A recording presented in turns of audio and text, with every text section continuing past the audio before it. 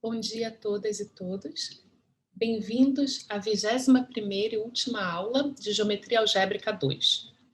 Nessa aula, a gente vai dar um panorama da teoria de cohomologia, que sirva como um convite para que vocês aprofundem nesse tema. Então, eu vou começar falando brevemente do que são os funtores de cohomologia. Então, a gente, em geral, vai estar trabalhando com o esquema X e as seções globais definem um funtor da categoria de OX módulos para a categoria de grupos abelianos. E esse funtor é um funtor que, em geral, ele é exato à esquerda, mas não é um funtor exato. Ou seja, se eu tenho uma sequência exata de OX módulos, F, G, H, quando eu tomo seções globais, eu vou ter uma sequência apenas exata à esquerda de grupos abelianos. Então, a ideia, um exemplo, né, de que ilustra a não exatidão à direita é, por exemplo, esse foi um dos primeiros exemplos que a gente viu no curso, quando a gente toma como esquema a reta afim P1, e eu considero um subesquema fechado Y, que é a união de dois pontos P e Q com as estruturas reduzidas induzidas. Então, eu tenho essa inclusão desse fechado Y em X. Em outras palavras, eu tenho um feixe coerente de ideais em OP1, que eu vou tomar esse feixe de ideais associado ao ideal homogêneo gerado por X e Y. Então, a gente já viu que esse feixe de ideais, como OX módulo, é isomorfo ao OP1 torcido por -2. E, nesse caso, a gente sempre, quando tem um subesquema fechado, a gente tem essa sequência exata associada. Eu tenho um feixe de ideais e de Y, um feixe estrutural de X, e o conúcleo pode ser visto como sendo a imagem direta pela inclusão do feixe estrutural do subesquema fechado Y. Quando eu tomo, nesse caso específico, né, o feixe de ideais é o feixe torcido OP1 a -2, e o feixe imagem direta do feixe estrutural de OY pode ser visto como a soma direta do corpo residual em P e em Q. Então, isso, na verdade, é um feixe cujo suporte é a união dos pontos P e Q. Quando eu tomo as seções globais desse feixe de OX módulos, o que eu obtenho, é claro, que a gente já viu que o feixe de ideais OP1 a -2 não tem seções globais não triviais.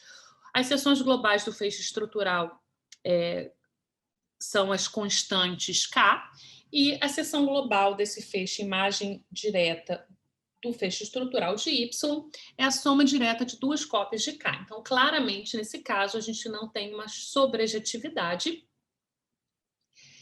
E aqui, esse mapa das seções globais de P1 para as seções globais do feixe estrutural de OY, ela vai associar a um elemento lambda os pares da forma lambda-lambda. Né? Então, as funções sempre têm o mesmo valor no ponto P e Q. Então, a ideia dos grupos de cohomologia é a seguinte: a gente vai definir uma série de funtores da categoria de OX módulos para a categoria de grupos abelianos. Esses vão ser os funtores derivados do funtor seção global. Então, para I igual a 0, a gente tem que o H0 é exatamente o funtor seções globais. Mas para I maior ou igual a 1, a gente vai ter novos funtores e eles vão satisfazer a seguinte condição. Sempre quando eu tiver uma sequência exata de OX módulos F, G, H dessa forma, quando eu tomo agora as seções globais, a gente sabe que a gente não tem exatidão à esquerda, mas o que a gente vai obter à direita, mas o que a gente vai obter em geral vai ser uma sequência longa em cohomologia. Né? Então, a gente primeiro tomando as seções globais, a gente tem essa primeira linha em azul, seções globais de F vão para as seções globais de G, vão para as seções globais de H. E agora a gente vai ter um mapa de H0 de X, H, para o H1 de X, F, e a gente vai ter essa sequência exata em cohomologia. Então, é possível definir esses funtores derivados, tem várias formas de definir esses funtores, né? Então eu deixo como exercício vocês lerem esse início do capítulo 3 do Hartian. E só algumas observações que quando eu estou num esquema com dimensão topológica n, então automaticamente os grupos de cohomologia de ordem maior do que n vão se anular. Desculpa, aqui deveria ser HI igual a zero para todo I maior do que n. Né? Para I igual a n, isso pode ser não nulo. Ok? Então, para I maior do que n, a gente tem esse anulamento. Em geral, quando a gente estiver trabalhando com uma K-variedade e F for um feixe quase coerente, então, em geral, esse grupo de cohomologia tem uma estrutura de K espaço vetorial. Se a gente tiver um módulo coerente, esse espaço vetorial vai ser de dimensão finita. Então, uma maneira da gente calcular explicitamente os grupos de cohomologia é via o que a gente chama de cohomologia de check, né? Então, isso dá uma ferramenta efetiva para se calcular grupos de cohomologia. E a gente vai definir cohomologia de check da seguinte forma. Então, a gente vai, em geral, estar com um esquema nederiano separado, e eu vou tomar uma cobertura por abertos afins. Essa cobertura pode ser qualquer, como o teorema final vai independer dessa cobertura por abertos, contanto que sejam abertos afins. E a gente vai definir uma notação, quando eu olhar para P mais 1 índices I0 até IP, eu vou denotar esse aberto U I0 até IP como sendo a interseção dos abertos indexados desde I0 até IP. E agora, para qualquer feixe quase coerente F em X, eu vou definir alguns grupos. Eu vou definir o grupo CP, que vai depender dessa cobertura U associada a esse feixe F, como sendo a soma direta, o produto direto, para todos os conjuntos de P mais 1 índice, de I0 até IP, eu olho para o grupo das seções globais do feixe F no aberto indexado por I0 até IP. Então, eu tenho esse produto e eu vou definir homomorfismo de cobordo, que vai de CP para CP mais 1, que vai fazer o seguinte, vai pegar um elemento que pode ser escrito como soma de alfa I0 até IP e vou levar numa certa combinação linear desses elementos A, I0 e P, agora olhando para a sua restrição em um aberto quando eu intercepto com P mais 2 elementos. Né? Então, essa aqui é a descrição formal e é fácil verificar que D ao quadrado é zero, né? Então, de fato, isso vai ser um cobordo. E a gente pode mostrar, isso é feito na seção 4 do livro do Hartian, a seção 4 do capítulo 3, que o iésimo grupo de cohomologia do feixe quase coerente F em X pode ser calculado usando essa cobertura e esse mapa de cobordo. Então, vai ser a imagem, vai ser o núcleo de DI sobre a imagem do D anterior. Então, por exemplo, vamos usar essa definição da cohomologia de check para calcular, por exemplo, o grupo de cohomologia para aquele exemplo que a gente viu anteriormente. Então, a gente tinha esse exemplo específico de feixes de OX módulos na reta afim P1. A gente viu que quando a gente tomava a seção global, a gente não tem aqui exatidão à direita. E agora o que a gente vai...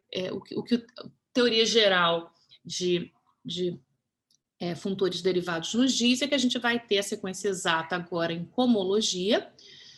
E agora, então, a gente vai calcular quem é esse grupo de cohomologia H1 de P1 OP1 menos 2. Então, vamos calcular isso usando a definição de cohomologia de check. Então, a gente vai cobrir o nosso P1 com dois abertos afins. Nesse caso aqui, eu estou tomando os abertos U e V de forma que os pontos P e Q definam exatamente o complementar desses abertos, ou seja, o meu ideal, o meu feixe de ideais da união dos pontos P e Q, no caso da restrição ao aberto U, vai ser o ideal associado, vai ter o feixe de ideais associado ao ideal gerado por T, e no outro aberto afim, V, que é isomorfo a spec KS, esse feixe de ideais vai ser o feixe de ideais associado ao ideal gerado por S. Então, repara que na interseção, o interseção V é exatamente o complementar do meu fechado Y, então, nesse caso, o feixe de ideais vai ser exatamente o feixe estrutural dessa interseção, e essa interseção é exatamente o spec de K, T1 sobre T. Ok, então agora vamos definir aqui os elementos C0 e C1. Então, C0 vai ser a soma direta das seções do feixe de ideais em cada um desses abertos U e V, ou seja, vai ser a soma direta dos elementos do ideal T em KT pelo ideal S em KS. Os elementos de C1 aqui vão ser simplesmente as seções do feixe estrutural que coincide com o feixe de ideais na interseção, exatamente, ou seja, K de T1 sobre T. E o mapa de cobordo aqui, ela vai associar um par da forma f de T, G de S, f um polinômio de grau pelo menos 1 em T e G de S um polinômio de grau pelo menos 1 em S, vai associar ao elemento f de T menos G de 1 sobre T. Lembrando que na interseção, interseção V, a gente tem que S é igual a 1 sobre T. E agora a gente vai calcular o H1 de P1 do feixe O menos 2 como sendo o C1, que é o kernel de D, o D leva todo mundo em zero nesse caso. Então, vai ser o próprio C1 módulo a imagem do C0 por esse mapa de cobordo. Então, vamos entender quem é esse quociente aqui. Então, repara que um elemento H de C1, ele pode ser visto como um polinômio de Laurent, uma soma finita de HI T elevado a I, onde os I são potências, T elevado a I são potências inteiras do monômio T. Então, esses são os elementos H, e agora vamos olhar para os elementos que são imagens D dos elementos de C0. Então, D, os elementos na imagem de D são os elementos da forma F sobre T menos G de 1 sobre T. Quando a gente escreve F de T, isso é um polinômio de grau pelo menos 1, ele vai ser um polinômio divisível por T, então que a gente tem um somatório de FI vezes TI, agora com FI com a potência pelo menos 1, e o G de 1 sobre T pode ser reescrito como sendo, vão ser soma de GI, T a menos I, novamente para I maior ou igual a 1. Então, o que a gente observa é o seguinte, todos os elementos na imagem de D, eles têm coeficiente do termo constante igual a zero. Então, repara que tanto na parte vermelha como na parte verde, a gente não tem coeficientes, o coeficiente do termo T a zero é nulo. Ou seja, esse quociente C1 módulo D de C0 simplesmente coincide exatamente com o corpo K dos possíveis coeficientes do termo constante. Então, com isso, a gente vê que o H1 de P1 O-2 é isomorfo a K. Então, quando a gente olha para essa sequência exata, induzida nas cohomologias, nessa sequência exata longa, a gente vai ter agora exatidão. Mas a gente pode ver que o H1 de P1O1 é igual a zero, então isso tudo está compatível com esse exemplo. Então, eu deixo como exercício vocês calcularem, usando a cohomologia de Check, vocês calcularem quais são todos os H1s dos feixes localmente livres em P1, ou seja, feixes da forma OP1 na M, e eu deixo vocês verificarem essa igualdade. Na verdade, usando a cohomologia de Check, se pode calcular facilmente todos os grupos de cohomologia do espaço projetivo. Deixo como exercício vocês fazerem. E agora eu queria discutir uma aplicação da teoria de cohomologia, né, que usa teoremas de anulamento. Então, teoremas de anulamento são muito importantes em geometria algébrica. Os teoremas de anulamento, como o próprio nome já diz, são teoremas que dizem que certos grupos de cohomologia se anulam. Então, por exemplo, deixa eu dar um exemplo de um teorema de anulamento. Então, a gente vai estar trabalhando agora num esquema projetivo sobre um corpo K, e L, um feixe invertível muito amplo em X. Então, quando a gente estudou feixes muito amplos, a gente já viu o teorema de Serre, que diz o seguinte, que qualquer feixe muito amplo é, em particular, amplo. E deixa eu relembrar aqui a definição de um feixe amplo. Um feixe é dito amplo se para qualquer feixe coerente F existe um inteiro N0, tal que para qualquer N maior ou igual a N0, o feixe F torcido pela potência tensorial enésima de L é gerado por seções globais. Então, dado qualquer feixe coerente, se eu torcer ele com uma potência suficientemente alta de um amplo, eu obtenho que esse feixe é gerado por seções globais. E mais ainda, uma coisa que se mostra é que se eu tomar N novamente suficientemente grande, não só esse feixe é gerado por seções globais, como todos os grupos de cohomologia superior, para I maior do que zero, desse feixe se anulam. Então, tem o HI de X, desse mesmo feixe F torcido por uma potência suficientemente grande de L, é igual a zero. E, na verdade, a gente pode usar esse tipo de propriedade de anulamento para caracterizar amplitude. Então, essa é uma possível caracterização de feixes amplos em esquemas projetivos sobre um corpo algebricamente fechado K. Um feixe ele é amplo se somente se para qualquer feixe coerente F existe um N zero, tal que para qualquer N maior ou igual a N0, o feixe obtido como produto tensorial de F pela potência enésima de L não tem grupo de cohomologia superior. Então, esse HI é igual a zero para qualquer I maior do que zero, para qualquer N suficientemente grande. Então, isso é uma caracterização importante de amplitude. E tem vários teoremas que dizem que, sob certas condições, certos grupos de cohomologia se anulam. E o que a gente vai ver agora é um exemplo de uma aplicação de teoremas de anulamento. Então, eu vou discutir alguns aspectos da demonstração do teorema de contratibilidade de Castelnuovo, que a gente já discutiu em alguns dos nossos encontros. Então, deixa eu relembrar o que diz o teorema de contratibilidade de Castelnuovo. A gente vai estar trabalhando no contexto de uma superfície projetiva não singular S.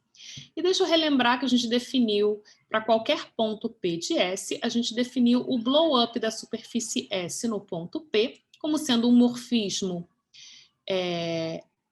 de uma superfície projetiva S-til para S, que é um isomorfismo fora do ponto P, e tal que a imagem inversa do ponto P é o que a gente chama do divisor excepcional que é uma curva, isomorfa P1, e a gente calculou a autointerseção. Essa autointerseção do divisor excepcional é sempre menos 1.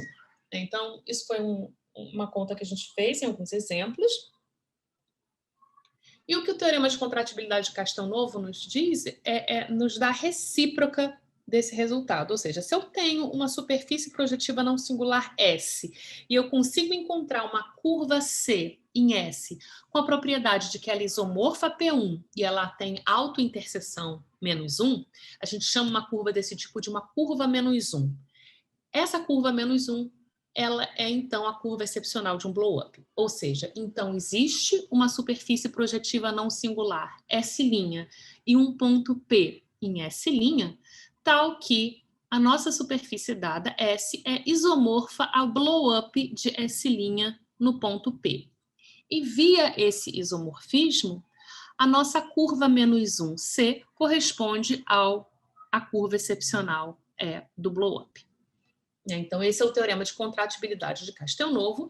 E deixa eu só vou explicar uma parte da demonstração.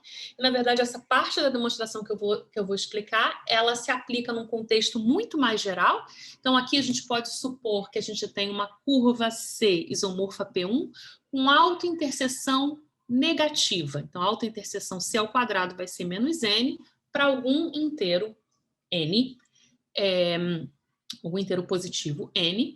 E, novamente, aqui a gente diz que essa curva, isso que a gente chama de uma curva menos N, essa curva ela pode ser contraída, ou seja, existe uma superfície projetiva S' e um ponto P de S', tal que S é isomorfo ao blow-up da superfície S' no ponto P, e via esse isomorfismo, a nossa curva menos N corresponde ao divisor excepcional do blow-up.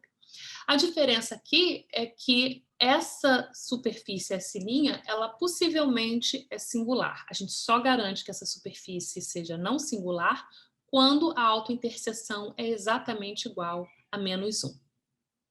E agora eu vou dar uma ideia de como que a gente mostra, ou pelo menos como que a gente tenta construir uma tal superfície S'.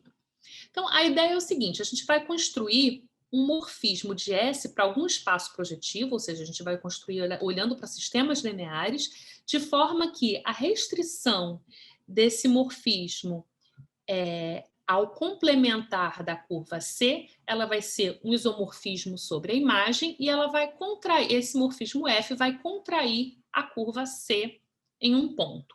Então, como que a gente constrói um tal morfismo? Para isso, a gente vai construir um sistema linear, que vai ser, então, o pullback do sistema linear de hiperplanos em Pn. Então, a gente vai tomar o pullback de uma seção hiperplana. E esse divisor A, que é definido como sendo o pullback de H, ele vai ter a seguinte propriedade. A interseção C vai ser igual a zero, isso simplesmente porque eu sempre posso tomar uma seção hiperplana que não está na imagem, não está no ponto P, que é a imagem da curva. Então, se eu tomo um hiperplano que não passa por esse ponto, o pullback desse hiperplano não vai interceptar a curva C e, portanto, essa interseção é zero. Por outro lado, para qualquer curva C' que seja diferente da minha curva C, esse pullback de H vezes C' vai ser positivo. Isso simplesmente porque esse hiperplano vai ter que interceptar a imagem da curva C'. Ok, então vamos fazer a construção, vamos encontrar esse sistema linear. Então a gente vai começar primeiro tomando um feixe muito amplo em S, ou seja, um feixe que pode ser obtido como a restrição do feixe OPN1 para algum mergulho de S num espaço projetivo PN. Então, claramente, esse feixe muito amplo vai interceptar qualquer curva positivamente, e deixa eu chamar de M o produto de interseção do feixe L com a curva menos 1, a curva C. Então, aqui eu estou supondo, no caso simples, em que C ao quadrado é igual a menos 1, mas, na verdade, essa demonstração, ou uma adaptação dessa demonstração, vale para qualquer autointerseção negativa. Então, nessa condição aqui, o que a gente vai fazer é o seguinte: a gente vai querer que o nosso feixe, a gente vai querer construir nesse morfismo para o espaço projetivo, tomando o seguinte feixe invertível. Eu vou tomar o feixe muito amplo L, com o qual eu comecei em S, e vou tomar o produto tensorial pelo feixe associado a M vezes C. Aqui eu estou vendo M vezes C, estou vendo como sendo o divisor de V, ou de Cartier, na superfície não singular S.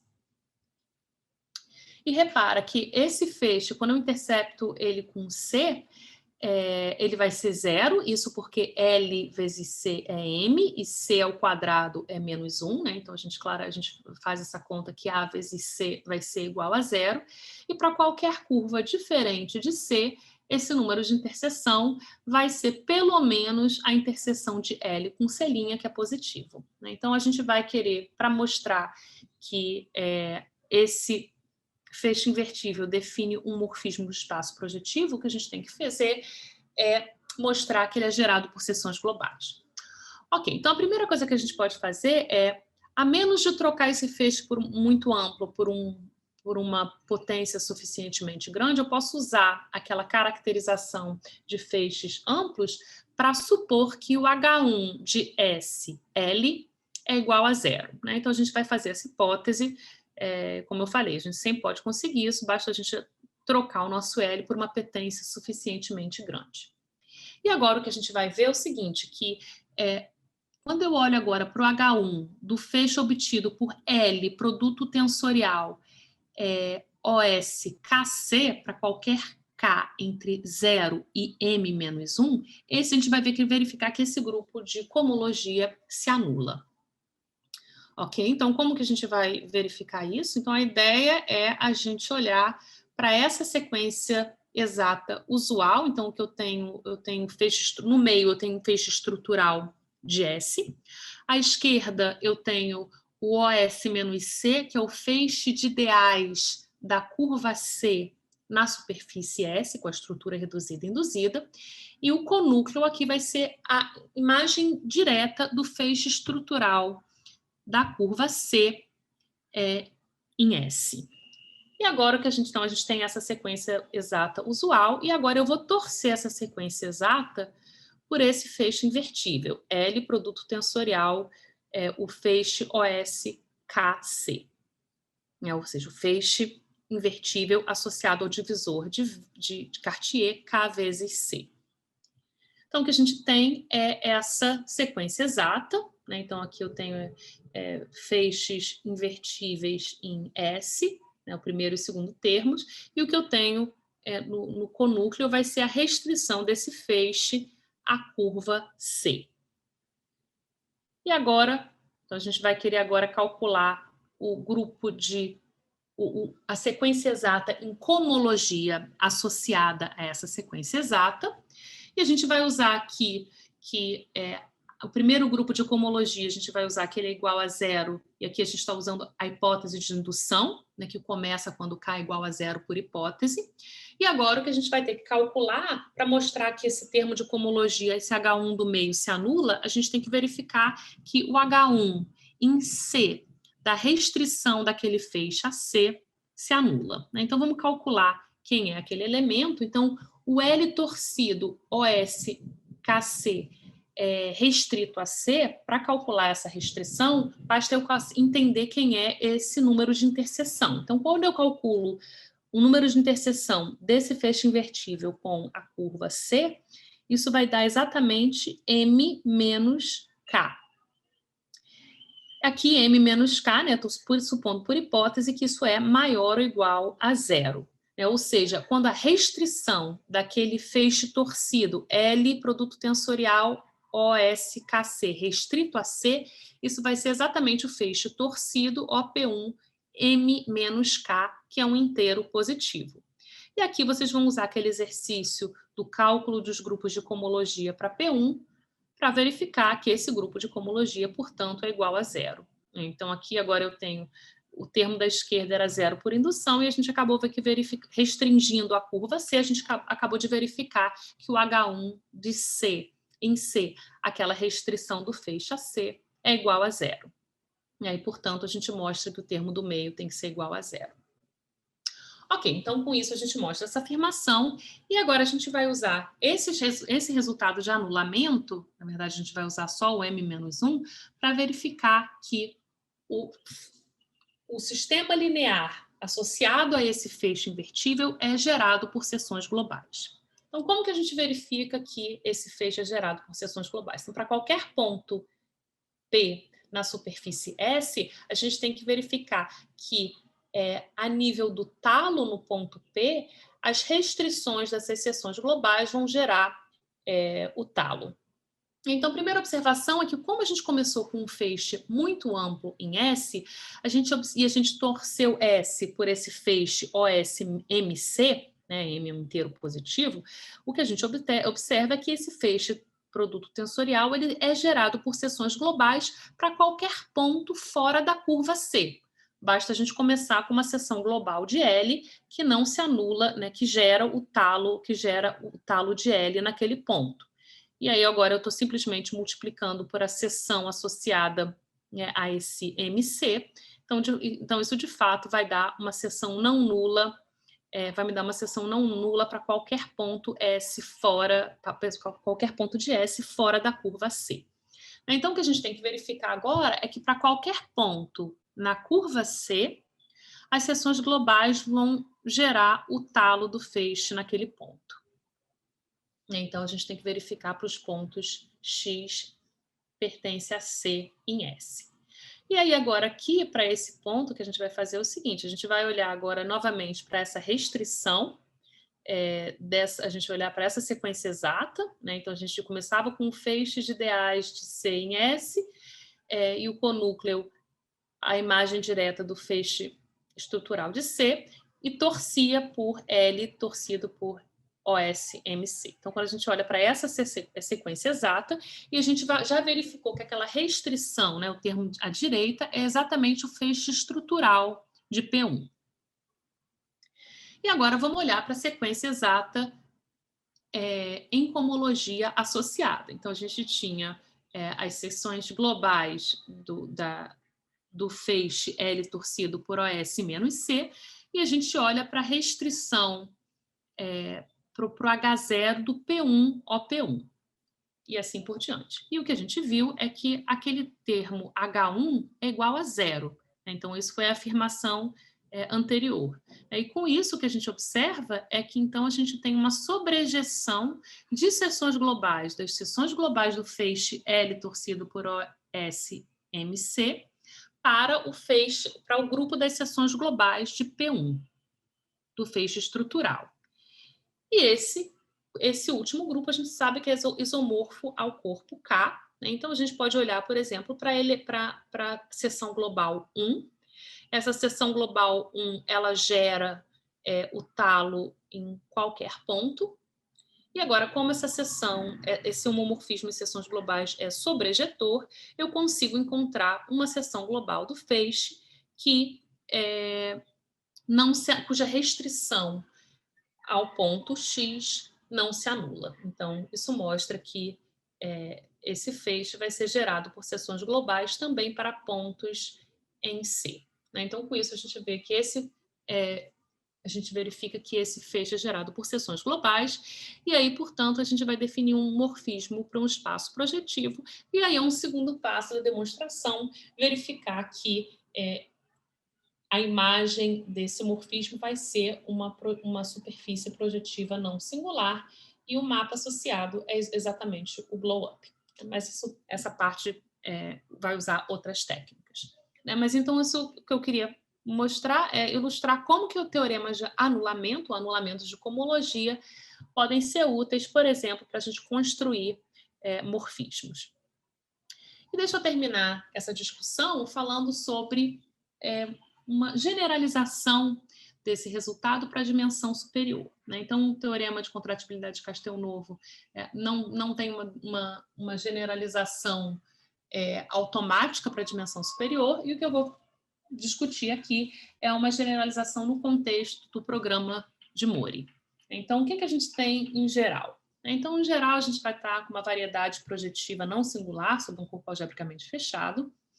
E o que a gente já viu algumas aulas atrás é que a gente definiu o chamado cone de curvas, ou cone de Mori de X, como sendo um cone convexo dentro do espaço de ciclos com coeficientes reais, módulo equivalência numérica, que é esse N1 de X. Então, esse é um espaço vetorial real de dimensão finita, e aqui eu tenho um cone de curvas, que é um cone fechado, convexo lá dentro.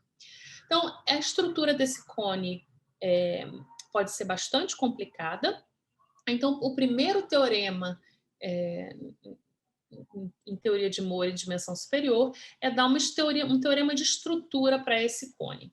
Então, o teorema do cone diz o seguinte: a gente não sabe descrever, esse cone pode ser um cone super complicado, mas a gente consegue dar uma descrição muito precisa de um pedaço desse cone. Né? Então, deixa que eu vou descrever em seguida. Então, a primeira observação é que quando a gente está trabalhando nesse espaço vetorial real N1x, então estou pensando nesses elementos como sendo classes de ciclos, a classe canônica me define um hiperplano, né? Ou seja, o conjunto de todos os elementos de N1 que interceptam Kx em zero, né? Kx aqui eu estou vendo como um divisor, o divisor associado a um feixe invertível. Então, isso vai ter uma interseção com qualquer curva de x.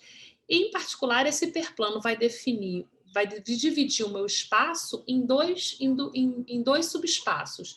Os pontos que têm interseção positiva e aqueles que têm interseção negativa, que é a classe canônica. E o que o teorema do cone nos diz é o seguinte, que a parte do cone de Mori do lado negativo do canônico, né? Então, no subespaço de elementos que interceptam o canônico negativamente, esse cone vai ser localmente, ele vai ser algo que parece ser poliedral. Então, o que acontece no lado, no semi-espaço onde o canônico é positivo, isso pode ser super complicado, o cone pode ser redondo, pode ter pontos de acumulação, mas no lado onde o canônico é negativo, localmente a gente tem um cone poliedral que vai ser gerado por certos raios extremais, né, que eu denotei daquela forma. Então, esse é o teorema do cone. Então, os raios extremais do cone de Mori no lado em que o canônico é negativo são chamados raios extremais. Então, são raios, são subcones, né, especiais, aí, são raios do cone. E aqui eu estou supondo que eu estou no lado em que intercepto canônico negativamente. O próximo teorema do programa de Mori nos diz que qualquer raio extremal que intercepta o canônico negativamente, ele pode ser contraído, ou seja, o teorema de contração diz que existe um morfismo de X para um espaço projetivo Pn, com a propriedade de que uma curva de X é contraída a um ponto, se somente se a classe dessa curva ela pertence a esse raio extremal.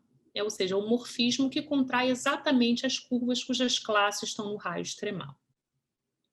Então, a construção desse morfismo F, ele segue a mesma ideia da demonstração do teorema de contratibilidade de Castelnuovo. A gente encontra um divisor que vai ter as propriedades numéricas que a gente quer que ele tenha, e a gente tem que verificar que esse feixe invertível é gerado por seções globais, né? Então, que foi a parte principal do nosso argumento. Então, para isso, a gente novamente usa certos teoremas de anulamento, mas a ideia da demonstração é exatamente a mesma. E deixa para finalizar, só explicar que no caso de superfícies, né, por que a gente está recuperando, por que eu digo que isso é uma generalização do teorema de contratibilidade de Castelnuovo. No caso de superfície, então vamos supor que a gente está no caso em que X é uma superfície S e C é uma curva -1 em S, ou seja, uma curva isomorfa P1, tal que C ao quadrado é igual a -1. Então, a primeira observação é que essa curva C, ela gera necessariamente um raio extremal do cone. Isso é fácil de ver, isso eu deixo como exercício vocês verificarem, né, que ela essa curva vai estar sempre no bordo do meu cone de curvas. E mais ainda, né, então ele vai gerar, então essa curva vai gerar um raio extremal. E como que a gente faz para calcular a interseção do canônico de S com essa curva -1? Então, o que eu quero fazer é, de fato, ver que a gente está na situação que eu ilustrei ali, que a gente estaria num raio extremal que intercepta o Kx negativamente. Então, para calcular essa interseção, o que a gente pode fazer é simplesmente usar a fórmula de adjunção. Então, deixa eu relembrar a fórmula de adjunção que a gente viu em algumas aulas, que a classe canônica da curva C, ela pode ser obtida por restrição a C do divisor canônico de S mais a curva C, né? Então, Kc é igual a Ks mais C restrito a C. Então, para a gente calcular a interseção, a gente agora vai calcular o grau desses feixes invertíveis em C, ou seja, basta a gente calcular o grau do canônico a P1, a gente sabe que é -2, né? O canônico de P1 é o O -2.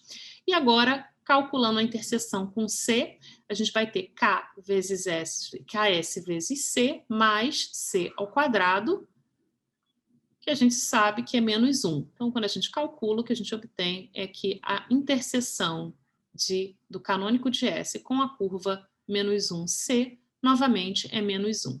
Então, isso é só para, de fato, justificar que, nesse caso de superfícies, a existência de uma curva menos 1 ela implicava eu ter um raio extremal do cone de curvas no lado negativo do canônico, né? Então, nesse sentido, a gente consegue generalizar o teorema de contratibilidade do Castelnuovo via o teorema de contrações de raios extremais. Então, isso é um tópico já mais avançado, mas eu espero que tenha um vislumbre, né, do poder dessa teoria de comologia em geometria birracional, ou em geral, para construir morfismos em variedades. Então, me despeço por aqui. Com isso, a gente finaliza o curso de Geometria Algébrica 2 de 2021 e espero vê-los e vê-las em outros cursos tratando de outros temas de geometria algébrica. Me despeço por aqui.